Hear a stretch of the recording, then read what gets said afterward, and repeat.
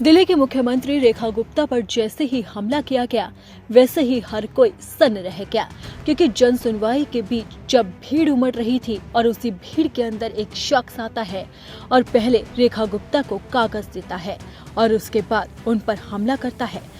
Media reports में दावा किया जा रहा है कि रेखा गुप्ता को थप्पड़ भी मारा गया और इसी के साथ ही उनके बाल खींचने की कोशिश की गई, लेकिन बीजेपी ने इस दावे से इनकार कर दिया। बीजेपी ने कहा कि रेखा गुप्ता टेबल से टकरा गई और उसके बाद वो जख्मी हो गए। वहीं इस बात को कबूल किया गया है कि रेखा गुप्ता पर हमला जरूर हुआ है। हालांकि अभी तक पुलिस का आधिकारिक तौर पर कोई बयान सामने नहीं आया है, लेकिन विपक्ष की ओर से इस हमले को लेकर प्रतिक्रिया जरूर सामने आई है। पूर्व सीएम आतिशी ने कहा कि लोकतंत्र में हिंसा के लिए जगह नहीं है। वहीं सौरभ भारद्वाज ने याद दिलाया कि जब केजरीवाल पर हमला होता था तो बीजेपी कहती थी कि नाराजगी की वजह से ऐसा हुआ है। तो आपके दिग्गज नेताओं ने इस हमले पर क्या कुछ कहा है, चलिए सबसे पहले आपको वो बताते हैं। पूर्व सीएम आतिशी ने रेखा गुप्ता पर हमले की आलोचना करते हुए अपने एक्स पर लिखा कि दिल्ली की मुख्यमंत्री रेखा गुप्ता पर हुआ हमला बेहद निंदनीय है। लोकतंत्र में असहमति और विरोध की जगह होती है, लेकिन हिंसा के लिए कोई जगह नहीं। उम्मीद है कि दिल्ली पुलिस दोषियों पर कड़ी कार्रवाई करेगी। आशा है कि मुख्यमंत्री पूरी तरह से सुरक्षित है। वहीं दिल्ली सरकार के पूर्व मंत्री सौरभ भारद्वाज ने कहा कि जब केजरीवाल पर हमले होते थे तो बीजेपी की जस्टिफाई करती थी। उन्होंने कहा कि जब जब केजरीवाल पर हमले हुए, इस चुनाव के दौरान भी बीजेपी के कट्टर समर्थक ने हमला किया और बीजेपी कहती थी कि जनता में भारी नाराजगी है। तो सौरभ भारद्वाज ने और क्या कुछ कहा, आपको वो सुनाते हैं। नमस्कार दोस्तों, आज खबर आ रही है कि दिल्ली के मुख्यमंत्री रेखा गुप्ता जी के ऊपर किसी ने हमला किया, थप्पड़ मारने की कोशिश की। मेरा मानना ये है कि ये पूरी तरीके से निंदनीय है।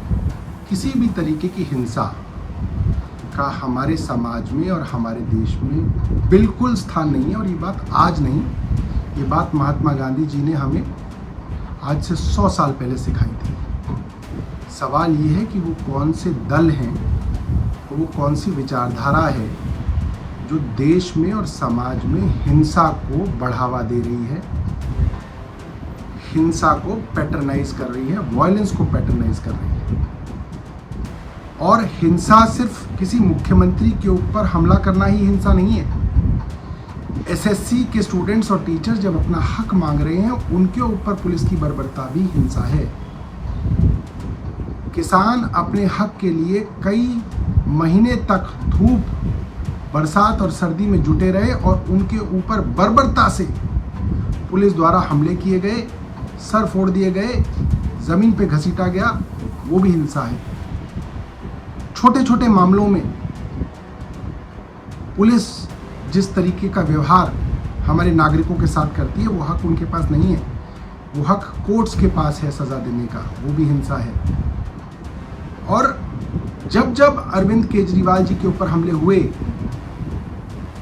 मसलन अभी इलेक्शन के दौरान एक हमला हुआ, हमारे ही विधानसभा का भारतीय जनता पार्टी का कट्टर समर्थक, जिसको हम जानते हैं, उसने अरविंद केजरीवाल जी के ऊपर रैली में हमला किया। एक स्पिरिट जैसी चीज फेंकी, मेरे ऊपर भी गिरी। भारतीय जनता पार्टी ने कहा कि वो सिविल डिफेंस वॉलंटियर था और क्योंकि वो अरविंद केजरीवाल से नाराज था, इसलिए उसने ये हमला किया। वहीं आम आदमी पार्टी के साथ साथ कांग्रेस ने भी इस हमले की निंदा की है। दिल्ली कांग्रेस अध्यक्ष देवेंद्र यादव ने मुख्यमंत्री पर हमले की निंदा करते हुए दिल्ली पुलिस की सुरक्षा व्यवस्था पर ही सवाल खड़े कर दिए।